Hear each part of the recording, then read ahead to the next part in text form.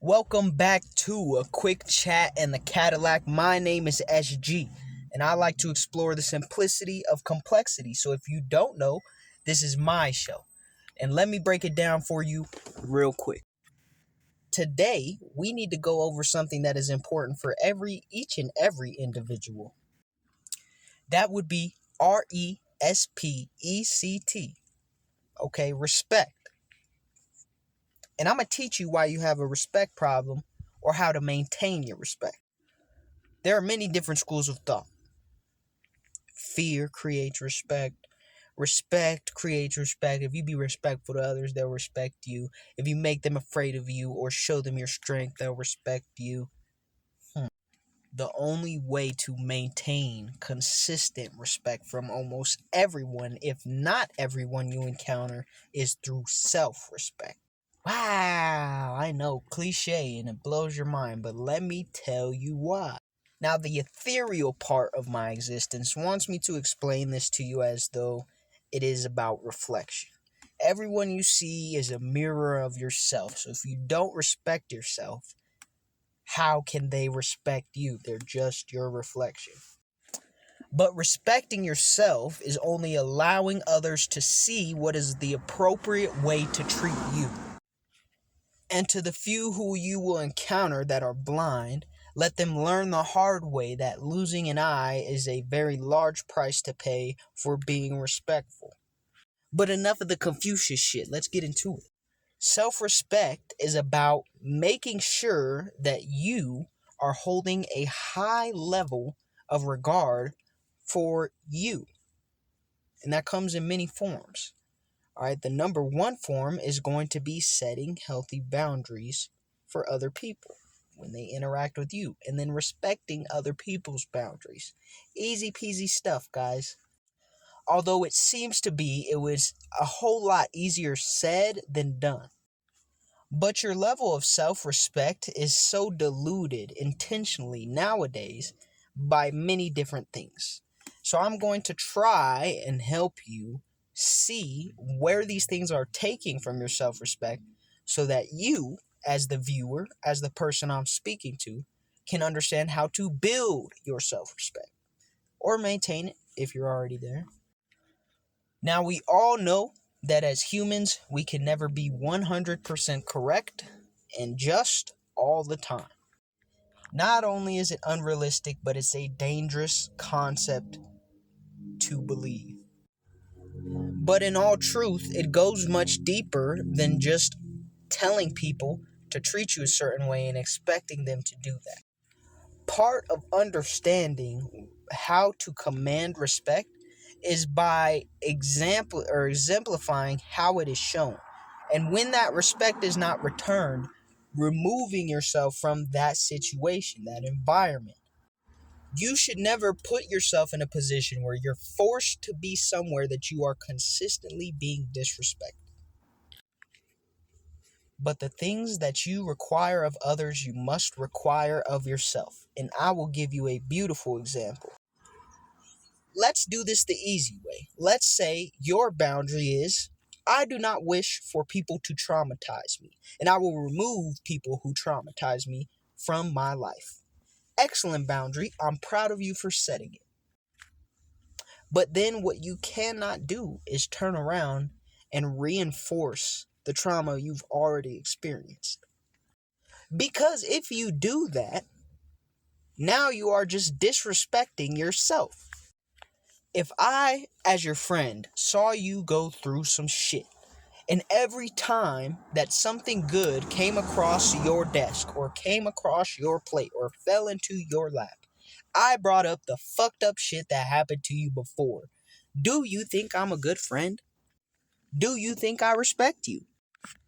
If you do, I'm sorry to inform you, the correct answer is absolutely not. But people often forget to uphold themselves to this very same boundary. And while we forgive you for doing that, now that you understand that it's wrong and what you're actually doing to yourself is destructive and disrespectful, I don't think you should accept that behavior from yourself anymore. reliving your trauma is not a way to set a boundary against creating more trauma. In fact, it's the way to create more trauma. So there goes your beautiful example. I could give you another example. If you set expectations for others that you don't adhere to yourself, you are participating in what is called narcissism. When you set expectations for others that you are not willing to uphold for yourself, you're now saying, I know better than you, I'm more important than you, and I don't have to do what you have to do for yourself. I just have to tell you what to do. That's all fine and dandy, but on the grand scheme of things, we're all just dust and dirt and ashes, or whatever the hell they say, ashes to ashes, dust to bust us. But all jokes aside, realistically, you can't set boundaries and expectations for people if you're not upholding those boundaries and expectations for yourself. Hence, self-respect translates to respect. This is because of that reflection principle I was telling you about at the very beginning. The first person you need to set boundaries for is me, aka you. The second person you need to set boundaries for is everyone else who comes in contact with your energy while you're still upholding the boundaries you set for yourself. Because then people will understand from your example that you accept nothing less for the person who you identify with most, from the person whom you give the most grace, from the person who you are most likely to forgive, aka yourself. You are accepting nothing less than X, right? So why would they try to give you less than X and expect a positive result? And I get it. Some people are just agents of chaos in the worst way. They just came to kill, steal, destroy, and be a piece of. But there's a beautiful thing called removing people from your energy, which can deal with those people almost instantly and actually effectively remove the reason that they're doing it in the first place, which is only just to get a piece of your energy, attention, or time. So it's pretty easy to make sure that they don't have any power over you, and if they have no power over you, it doesn't matter if they respect you, because ultimately they don't play any role in your life, period. But self-respect comes first, and if you respect yourself, people are more inclined to respect you just by the simple fact that you respect yourself. How many times do I have to say it? Fuck. And I get it. Sometimes people have low self-esteem. Past experiences have lasting effects. Don't I know it?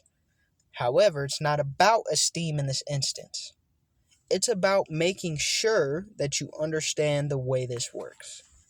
You don't have to think highly of yourself in order to have a high level of self-respect. Picture it or frame it like this. Even if you don't think highly of yourself, you would prefer if someone treats you positively. Correct? So frame it in a way that makes sense for you regardless of your self-esteem. If I want to be treated this way, and I'm being treated this way, then I need to treat myself the way I want to be treated. And other people can reflect that. And now I have a ground to stand on when I say, you cannot treat me this way. I don't even treat me this way. Pretty damn simple.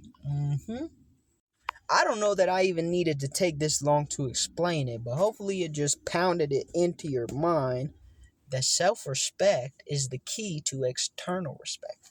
And after you have external respect, you'll only respect yourself more. Just do me one favor when you have all this respect pouring out in all forms and facets of your life. Do me this one favor and don't become an asshole, because then you'll be like me. All right, peace.